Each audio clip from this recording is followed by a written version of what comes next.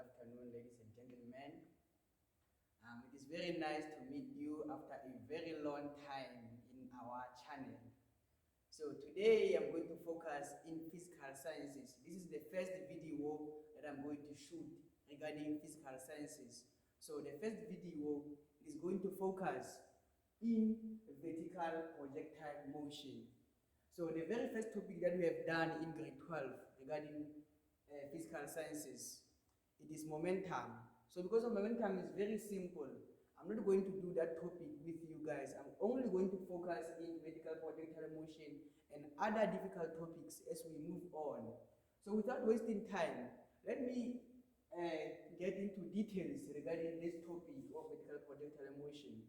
Okay, so in vertical projectile motion, the word vertical, it shows you that we are going to focus on something that is vertically situated. So, and then the word projectile, it is to launch something. That's why they call it a projectile. So that means the vertical projectile motion is going to focus on the movement that moves in the vertical direction.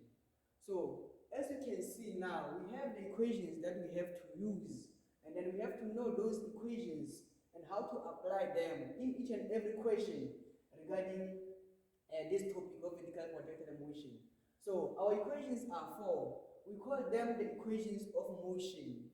But then here you can see that they have been modified. We have replaced A with G. Why? Because of now we are focusing in the vertical motion. If it was A here, it means that we were going to focus on the horizontal motion. You still remember from grade 10, you did horizontal motions, right? Applying these equations of motions. So always you have to know that when you use the equations of motions, that means that the movement or the motion of that particular object that you will be trying to figure out must always be in a straight line. So the equations of motions, they are only used in motions that are in a straight line direction. If the motion curves, that means these equations are not going to be able to work. So they are only going to work in vertical motions. Okay. So now I want to know what is a vertical projectile. I've already told you that the vertical projectile is a motion that moves in a horizontal direction under the influence of gravity, under the influence of gravity G. So we always know that gravity, it has been given the value 9.8 meters per second squared. So G is always involved in the motion, in the motion that travels in the vertical direction, because always we know that the gravity moves downward. Okay. So without wasting any time, let me try to do examples, because of here I'm not here to teach. I'm just here to try to simplify matters for you. So I'm not going to talk a lot about the theory behind the vertical projectile motion. I'm just going to do examples so that you can be able to know how to apply the theory that we have learned. You have textbooks, so you have to know the theory behind the vertical projectile motion. I'm only maybe going to discuss few things regarding the direction when you do calculations. Okay. So in these equations, we have the first equation that doesn't have delta y. Delta y is the displacement. So you can see our first equation doesn't have the displacement, it only has the velocity, final velocity and the initial velocity. It doesn't have delta y. But then the second equation, it has delta y, it also has the velocity and also delta t time. Okay. So now we are going to try to break down these examples so that we can see where we're going to end. Okay, example, it says, in the diagram below, point A is at the top of a building. Point B is exactly halfway between the point A and the ground. Ignore a resistance. So we are given a diagram like this, and then the statement, it says that we have point A that is at the top of a building. So it means that we have a building with these windows.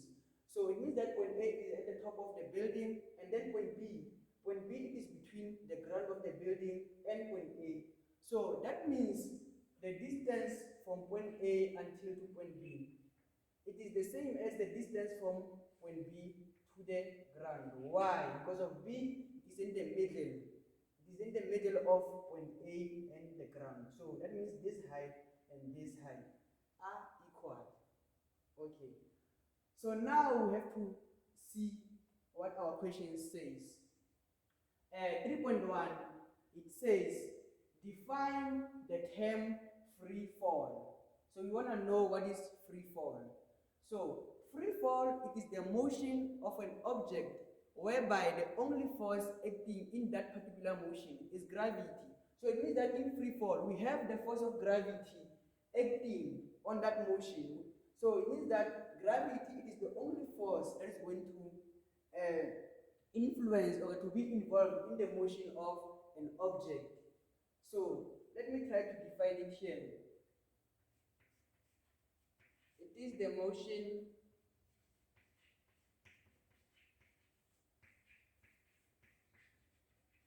of an object whereby the only force acting is gravity, whereby the only force acting is gravity. So it means that there are no other forces that are going to act in a free fall motion.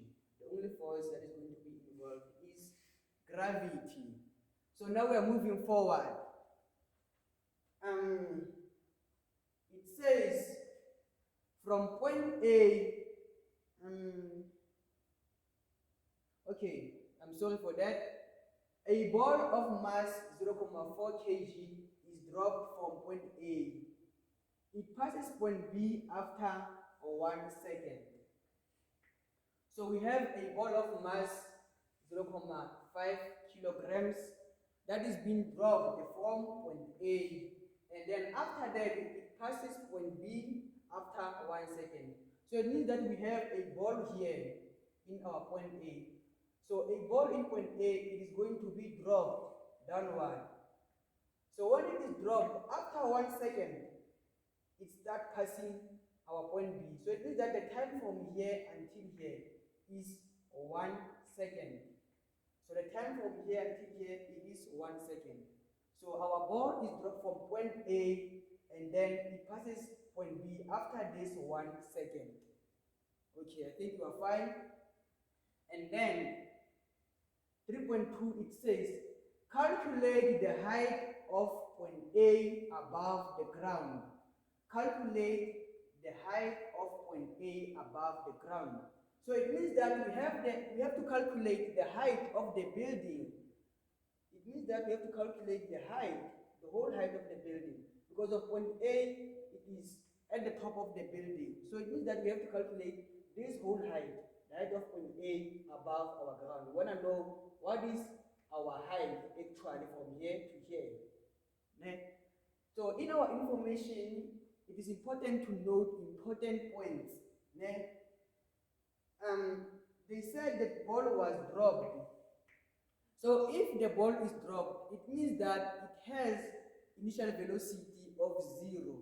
Because of if it is dropped here, somebody was holding it like this.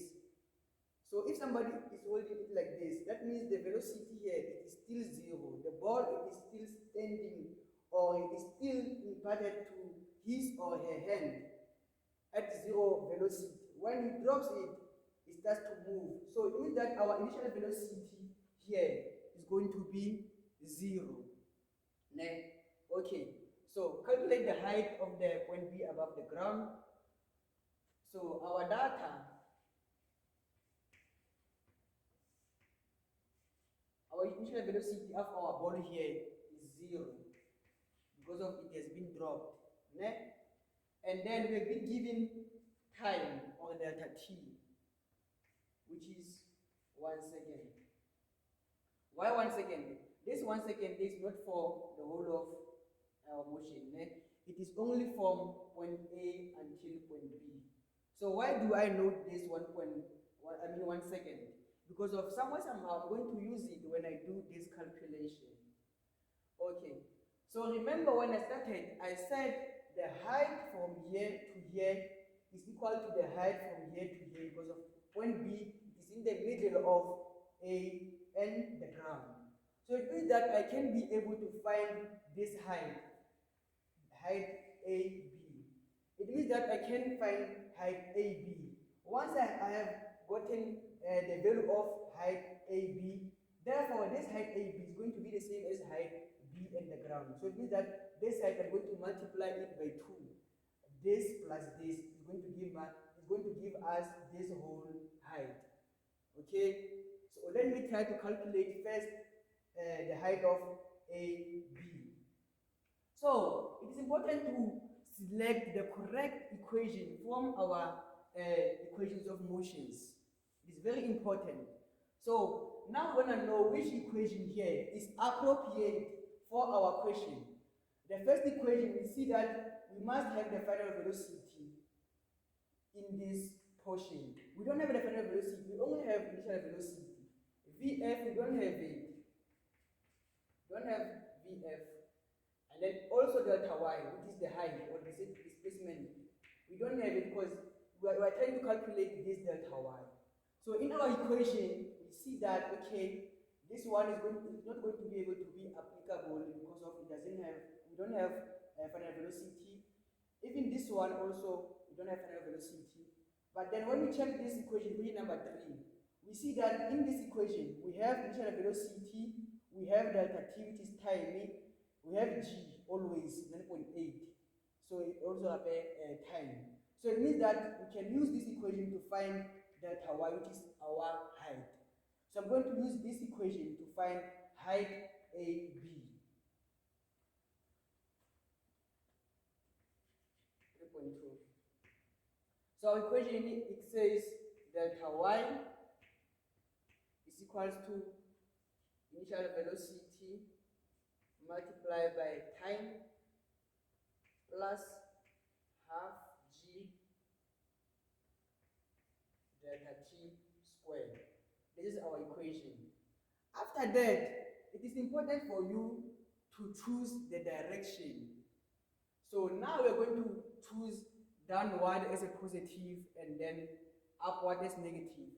So in our question, we're going to say downward is positive. Always if our motion is going to move downward, it's going to be the positive motion or movement. And then if it is going upward, we're going to say it is negative. Always. So now we can do our substitutions. What was our VI? Our initial velocity is 0. I'm going to put 0 here. What is our delta t? Delta t is 1 second. So we have 1 plus half, and then our g is 9.8 always. We have 9.8, and then time delta t is 1, but then squared. Once you are here, you are just going to use your calculator to find the value. Okay? So let me try to find the calculator so that I can be able to do this thing for you.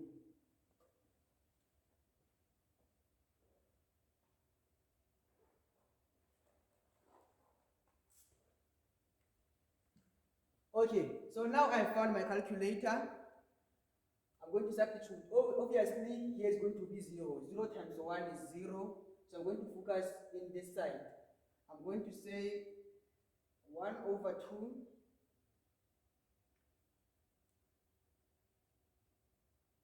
and then, okay, and then this is the value that I'm getting, 4,9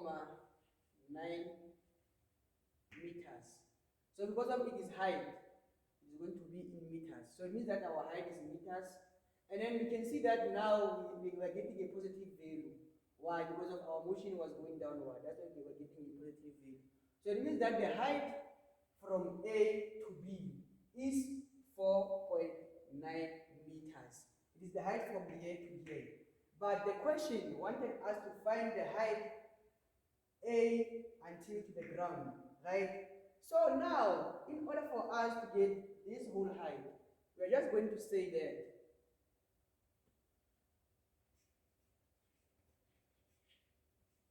the height of point A above the ground is going to be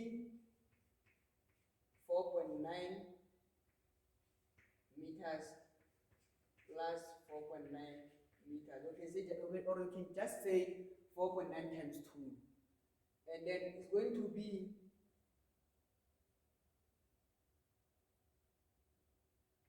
9.8 meters. So that is the height of point A above the ground. Why did I add 4.9, 4.9?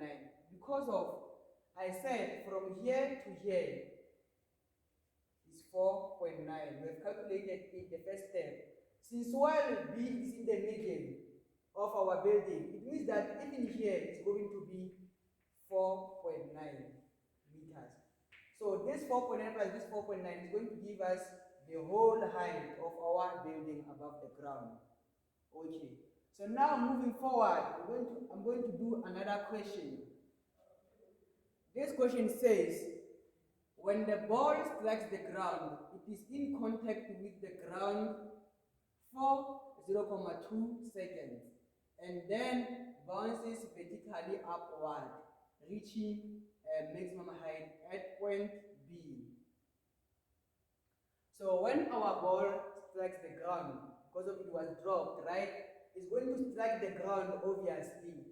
And then when it strikes the ground, before it bounces, it's going to be in contact with the ground. It's going to stop for seconds before it can bounce back, because it just can't bounce immediately. It's going to be in contact with the ground before it can bounce again. So the time it was in contact with the ground before bouncing back is 0.2 seconds. And then after that, it bounces vertically upward, and then it reaches its maximum height here. So it was dropped, and then it bounces back, reaching this height. I don't have color chalks. I could have just used them. So when it bounces, it's going to reach this maximum height at point B. You see? Yes. So now 3.3 says calculate the magnitude of the velocity of the ball when it strikes the ground. We want to calculate the magnitude of the velocity when it strikes the ground. So it means that we want to find the final velocity of the ball when it reached the ground. The time it was dropped, we had the initial velocity right of 0. So now we are trying to find the final velocity of the ball when it reached the ground. What was the final velocity? That is what we are trying to figure out, because we knew the initial velocity. Now we want to know the final velocity when it reached the ground. So we're going to choose the appropriate equation for the final velocity. So in 3.2, we calculated the height of the building from here to here. So it means that we can use this height from A until the ground to try to find out what is the value of the final velocity when the ball was dropped here until here. So already we have initial velocity of 0, we have the height, we want VF. In our equations, we can come and try to select the appropriate one. We don't have the time for the ball when it started being dropped until it reaches the ground. So it means that we're going to try to use the equation that doesn't have time. Okay? So we're going to use which equation here? This one. Equation number 4. Why? Because of we have initial velocity, we have gravity, and also we have delta y, our displacement. So now let's try to write it down. 3.3. The equation is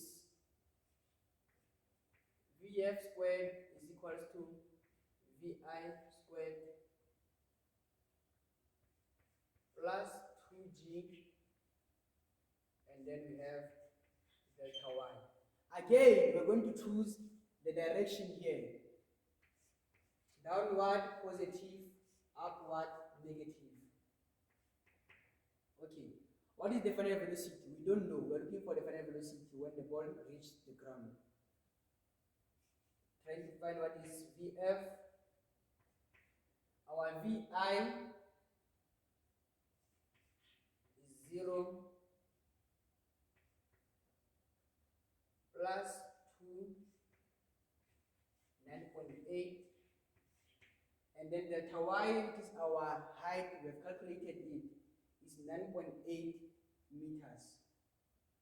And then we have 9.8 here again. So when I see what is our Vf. So now I'm just going to substitute. Actually, we have calculated it. I'm just going to use the calculator to try to figure out what is Vf. So I have 2 times 9.8 times 9.8. So I'm getting the value of 192.08.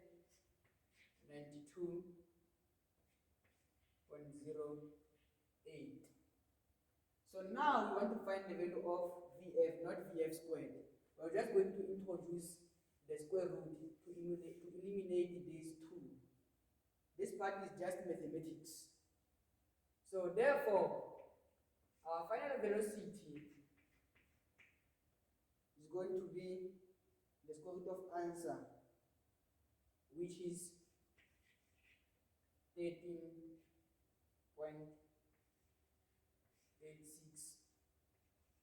meters per second. Because of it is a positive value, we said that positive is downward. So it is important to write it is 19.8 meters, 19.86 meters squared, meters per second actually, down.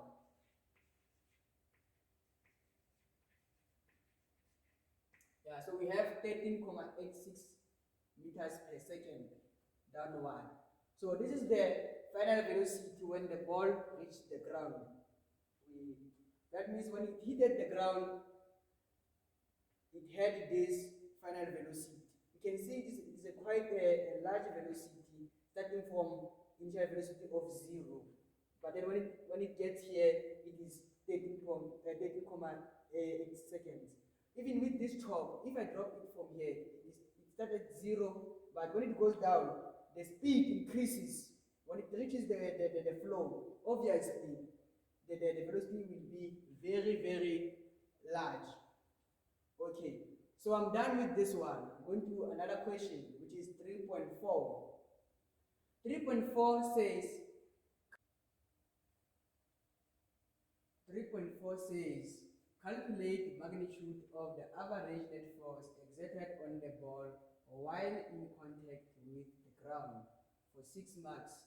So it means that somehow when the ball bounced in the ground, it was in contact with the ground for some few seconds before it bounced back to the maximum height here.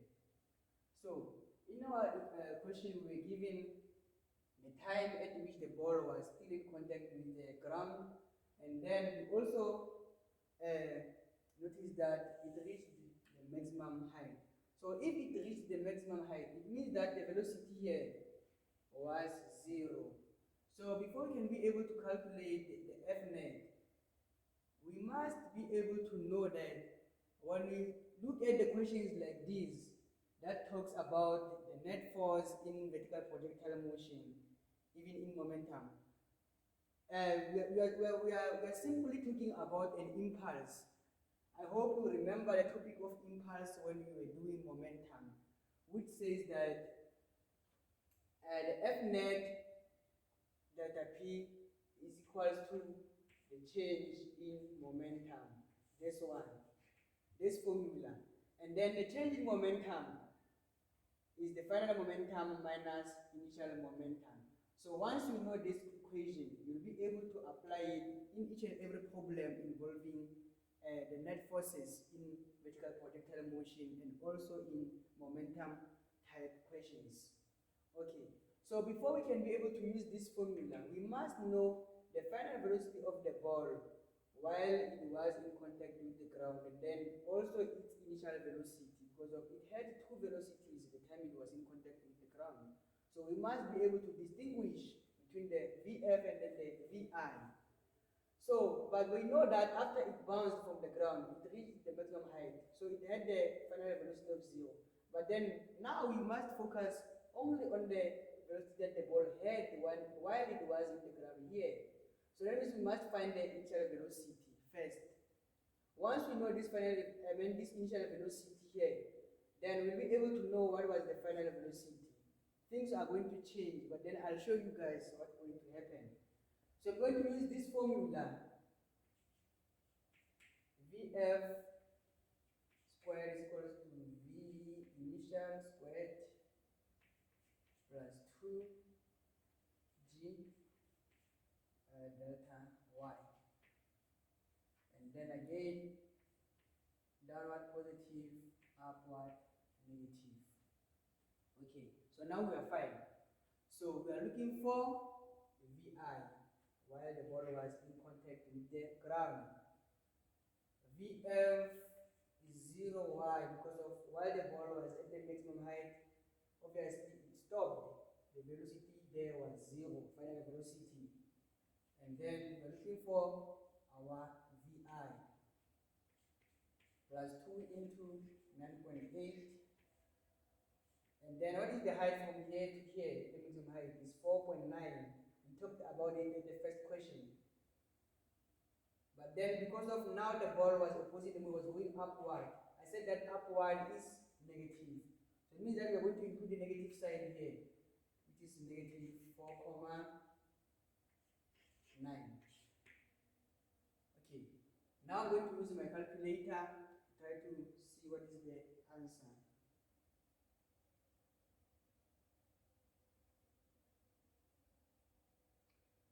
So I get the negative answer this side, and then I'm going to take that negative answer to the left side, and then it becomes positive. Then I get positive 96.4 is equals to VI squared, and then I include the square root, and then our initial velocity is the square root of answer, square root of 96.04. And then I get 9.8 meters per second. Because of it is positive, that means down. Okay, so now I'm going to try to see what is the average net force. We will try to calculate the average net force. We're going to use this formula. This formula says F net delta T equals to the change in momentum. That is the formula. So F net is the same as the change in momentum over delta T. Why? Because of I divided both sides by delta T, so that I can be left with F net. It is mathematics. So that means that our F net is the same as the change in momentum is the final momentum minus the initial momentum, then over delta T. So once we are here, we are going to substitute correct values and also considering the direction, considering this direction. So this initial velocity that we were calculating, we wanted to know what was the initial velocity when the ball started to go upward. When it started to go upward, we wanted to know this velocity. That is our VI. And then the final the other velocity here, it was that velocity that we have calculated in 3.3, this one, the VF, when the ball hit the ground. So it means that the ball, when it hit the ground, it had a final velocity. But then once it bounced off, it started to have another new velocity, the VI, that we have calculated. So it means that when we focus on calculating the velocity now from the ground upward, we're going to focus a lot on our initial velocity. It means that these two velocities are very important. This other velocity and then this one are very important, but we have to know how to use them in our question. So this one, it is going to become our final velocity now, because of after the ball hit the ground with this final velocity, it rises up, reaching this velocity. So that this velocity is going to be our final velocity. This one is going to be our final velocity, but then going upward. And when something goes upward, it means that it is negative. It's going to have a negative sign here. So when we substitute, we're going to have something like this. The mass of the ball was 0.4. And then the final velocity, which is this one, because of its change, then it is going to be negative, because now when it goes upward, it opposes the motion. If something goes upward, it takes a negative sign. That's why it becomes negative 9.8 minus 0.4. And then this one, the final velocity, when the ball hit the ground, now it changes, it becomes our initial velocity now when the ball rises. I hope you understand what I'm saying. It changes, it becomes the initial velocity, and then this one, VI, the original one, it becomes the final velocity after the ball has rises immediately from the ground. That's why now we're going to have the initial velocity that has changed, which is 13,86.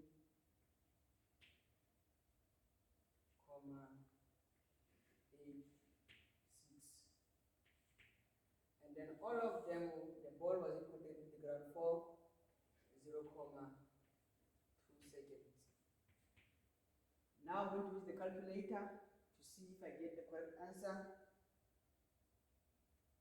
0.4 multiplied by negative 9.8 minus 0.4 multiplied by 13.86. All of them over 0.2. And then the value that I get 46.32. I get the force of 46.32 newtons. This is the value of the force that I get. Yeah. So anyway, guys, it is very important for you to be able to apply all of these equations in our problems so that you can be able to get full marks. Once you know the theory behind the vertical projectile motion, and then you know the equations of motions, you'll be able to tackle each and every question that we are going to face. I hope guys have done everything right here. If I'm not right, please try to recheck my calculations, because of no one is perfect. Yeah, so try to recheck my calculations, and then if I've done mistakes somewhere, please try to comment at the comment section in the channel so that I can be able to fix some of the things. Thank you.